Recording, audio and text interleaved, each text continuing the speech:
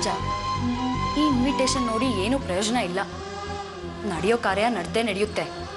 ಇದ್ರ ಬಗ್ಗೆ final decision ತಗೋಬೇಕಾಗಿರೋದು ನೀನು. ಈಗಲೂ ಕಾಲ ಮಿಂಚಿಲ್ಲ. ನಿನ್ನ ಅತ್ತೆಗೋಸ್ಕರ ನೀನು ಯಾಕೆ ನಿನ್ನ ಜೀವನ ಹಾಳು ಮಾಡ್ಕೋತೀಯ?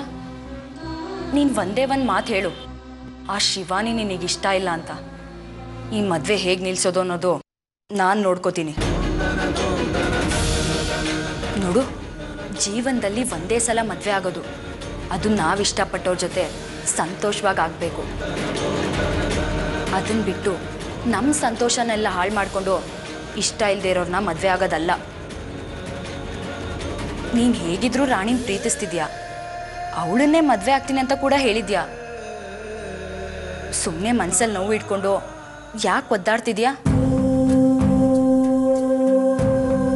ಒಂದು ವಿಷಯ ಚೆನ್ನಾಗಿ ನೆನ್ಪಿಟ್ಕೋ ರಾಜ, ಈ ಸ್ಯಾಂಪಲ್ ಇನ್ವಿಟೇಷನ್ ಕರೆಕ್ಟ್ ಮಾಡಿಕೊಟ್ರೆ 1000 ಇನ್ವಿಟೇಷನ್ ಪ್ರಿಂಟ್ ಮಾಡಿಕೊಡ್ತಾರೆ. ಆದರೆ ಇಷ್ಟ ಇಲ್ಲದೆ ಇರೋರನ್ನ ಮದುವೆ ಆದರೆ ಆ ರಿಲೇಷನ್ಶಿಪ್ಪಿಂದ ಹೊರಗಡೆ ಬರೋದು ತುಂಬ ಕಷ್ಟ.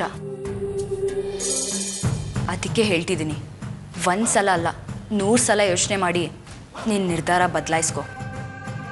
ಅನುಷ್ಕಾ, ಯೋಚನೆ ಮಾಡಿ ಏನೂ ಪ್ರಯೋಜನ ಇಲ್ಲ. ನಮ್ಮ ಹಣೆ ಬರದಲ್ಲಿ ಏನು ಬರ್ತಿದೆಯೋ ಅದೇ ಆಗೋದು. ಆದರೆ ನನಗೆ ನಂಬಿಕೆ ಇದೆ, ನನ್ನ ಹಣೆ ಬರಹದಲ್ಲಿ ರಾಣಿ ಹೆಸರೇ ಬರ್ತಿದೆ ಅಂತ.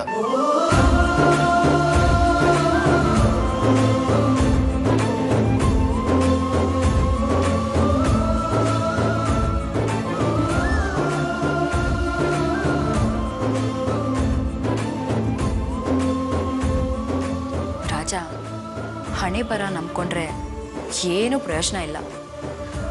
ನಮ್ಮ ಪ್ರಯತ್ನ ನಾವು ಮಾಡಬೇಕು. ನೀನಂತೂ ಈ ಮದುವೆ ನಿಲ್ಸೋಕ್ಕೆ ಏನು ಪ್ರಯತ್ನ ಮಾಡಲ್ಲ ಅನ್ನೋದು ನನಗೆ ಗೊತ್ತು. ಅದಕ್ಕೆ ನಾನೇ ಏನಾದರೂ ಮಾಡ್ತೀನಿ.